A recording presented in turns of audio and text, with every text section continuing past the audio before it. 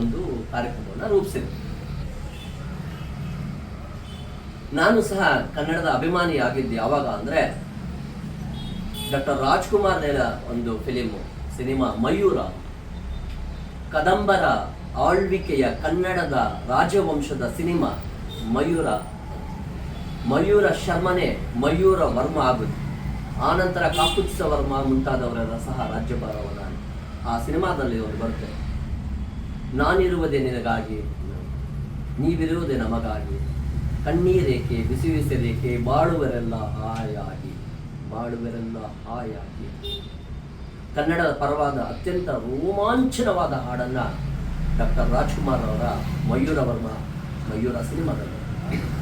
ಈ ಸಿನಿಮಾದ ಮೂಲಕ ಅನೇಕ ಕನ್ನಡಿಗರು ತಮ್ಮ ಅಂತಃಸತ್ವವನ್ನು ಬೆಳೆಸ್ಕೊಂಡ್ರು, ಕನ್ನಡದ ಪ್ರೀತಿಯನ್ನು. ಇಂತಹ ಸಿನಿಮಾಗಳು ಇವತ್ತು ಕಣ್ಮರೆ ಆಗ್ತಾ ಇದೆ.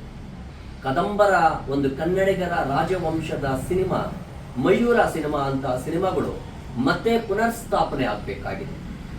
ಅವರು ಮಯೂರ ಅನ್ನುವಂಥ ಒಂದು ಸಿನಿಮಾ ಈ ನಾಡಿನಲ್ಲಿ ಅತ್ಯಂತ ವಿಜೃಂಭಣೆಯಿಂದ ಪ್ರಚಲಿತವಾಯಿತು. ಕದಂಬರ ಆಳ್ವಿಕೆ, ಕದಂಬರ ಈ ಮಯೂರ ವರ್ಮನೆ ಮಯೂರ ಶರ್ಮ ಸಹ ಬ್ರಾಹ್ಮಣರು ಕ್ಷತ್ರಿಯರಾಗೋದರ ಮೂಲಕ ಒಂದು ಯುಗವನ್ನು ಆರಂಭ ಮಾಡುವಂಥದ್ದೇ ಕನ್ನಡ ನಾಡಿನಲ್ಲಿ ಅಂತ ಹೇಳಿ.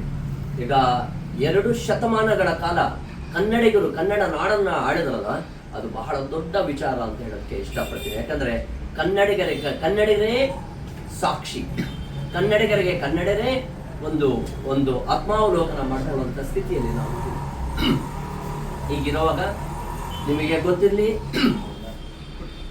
ಕನ್ನಡಿಗರ ಮೊದಲ ವಂಶ ಕದಂಬರು ಆಗಿದ್ದಾಗ ಆಳ್ವಿಕೆಯ ಭಾಷೆಯು ಸಹ ಕನ್ನಡವೇ ಆಗಿರ್ತದೆ.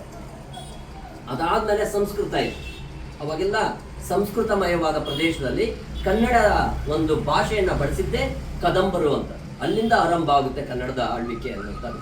ಅವರೊಂದು ನಾಣ್ಯವನ್ನ, ಈಗೇನು ನಾವು ನೋಟುಗಳು ಅಂತೀವಲ್ಲ, ನಾಣ್ಯಗಳು ಅಂತ, ಆ ನಾಣ್ಯವನ್ನ ಕನ್ನಡ ಭಾಷೆಯಲ್ಲಿ ಮಾಡ್ತಾರೆ.